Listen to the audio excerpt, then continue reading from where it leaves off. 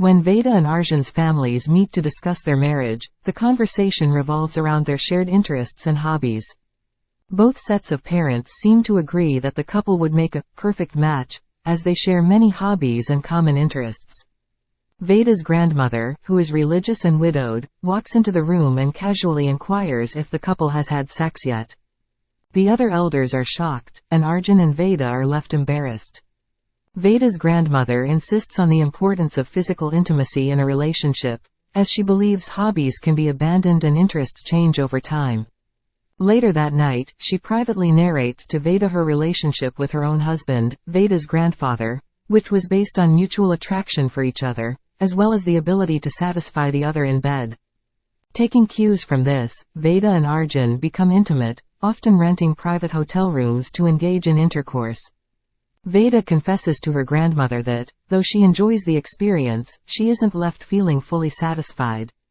Meanwhile, Veda's parents are chided by Veda's grandmother for having let the spark die out of their own relationship and forcing the same on their daughter. One afternoon, Veda and Arjun visit her grandmother and excitedly proclaim that they have finally understood how to satisfy the other person in bed. Veda's grandmother is pleased to hear this and open-heartedly offers her blessings for their wedding. She even offers to set up her room for them, to use on their wedding night as a honeymoon suite. Ashita is a graphic designer, in her early 40s, who lives alone. She suffers from frequent migraines. One afternoon, Ashita walks in on Seema having sex with her husband, Kamal, in her bedroom. Too shocked to confront them, Ashita hides while the couple finishes and leave. Ashita realizes this is a daily occurrence but is unable to stop it. She also realizes being turned on by watching them have sex. The next day, she secretly starts hiding in her apartment, to spy on them through a mirror and leaves her office daily around 3 p.m. on the pretense of seeing an acupuncturist for her migraines. One day, Seema spots Ashita in the same mirror and realizes she is being watched. Unable to confront Ashita lest she be fired, but also excited by having someone watch her, she continues and pretends as if nothing has happened. One afternoon, Ashita accidentally knocks something over, causing a commotion and forcing Seema to confront her. The two hurl accusations at each other and Seema is fired. She struggles to land another job, while Ashita cannot find another maid as rumors about the altercation have spread. At night, Kamal and Seema argue with each other outside their tiny one-room apartment, right where she found and yelled at her daughter for conversing with her boyfriend. Kamal is at first angry with Seema for screaming at her for something trivial in public at odd hours of the night, which then evolved into an argument about her willingly allowing an invasion of their privacy by Ashita, but reconciles when he realizes she did so intentionally as a turn-on. Some weeks later, Ashita and Seema run into each other while buying groceries. They inquire about the other's well-being, and Seema asks if she can come back to work. Ashita agrees, and hands over the keys to her apartment. The next day, Ashita sneaks back into her apartment at 3 p.m., indicating a return to the old patterns.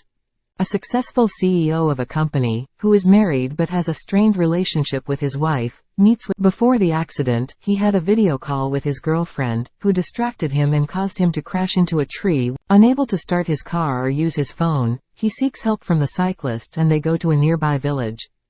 He asks a reluctant mechanic to fix his car, but there is no phone signal available. He goes to a coffee shop and hears a familiar song playing nearby. He follows the sound and finds a woman in a red sari dancing at a community hall. He tries to approach her, but she denies being the person he thinks she is and asks him to leave. A police officer arrives and addresses her by the name he called her, which makes him happy. Inside her house, it is revealed that they were once married, but she disappeared 10 years ago. He is thrilled to see her again, but she wants him to leave. They recall their past and have conversations, during which he behaves inappropriately towards her. She repeatedly asks him to go away, but he refuses.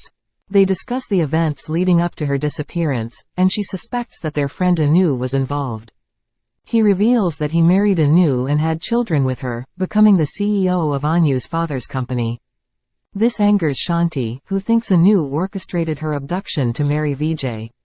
They have sex, and while lying together, Shanti mentions the pregnancy test she took before her disappearance.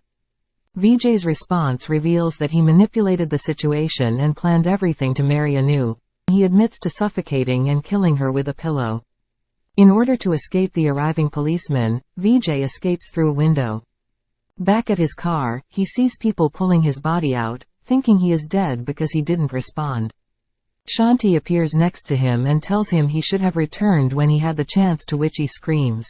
Suraj Singh is a wealthy former king in rural Rajasthan, who lives in a palace with his wife and stepson. He is sexually abusive towards, not just his wife, Devyani, but also to young girls in the village. He had married Devyani after lusting for her in a prostitution house and took in her son too. After he assaults a maid working at the palace, forcing her to quit, Devyani is tasked with a replacement. On a regular weekly call, Devyani's mother, who runs a prostitution house, tells Devyani of a young prostitute contracting the disease, HIV, through a client. Devyani's mother feels bad for the girl, as her life is ruined at a young age. Meanwhile, Devyani is preparing her 20-year-old son, Ankur, to move to the United Kingdom for higher education.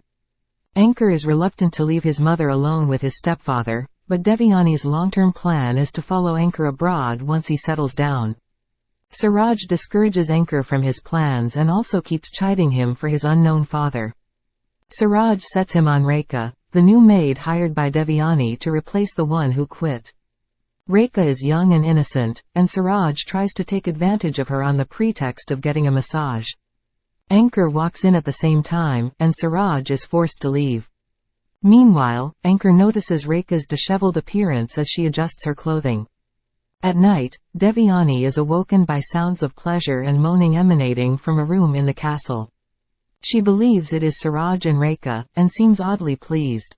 Devyani installs her, hoping that she will pass the disease on to Suraj once he inevitably assaults her. As Devyani walks towards the room to seek confirmation, Suraj stumbling into the house. She realizes her plan has horribly backfired, as Rekha is likely having sex with Ankur.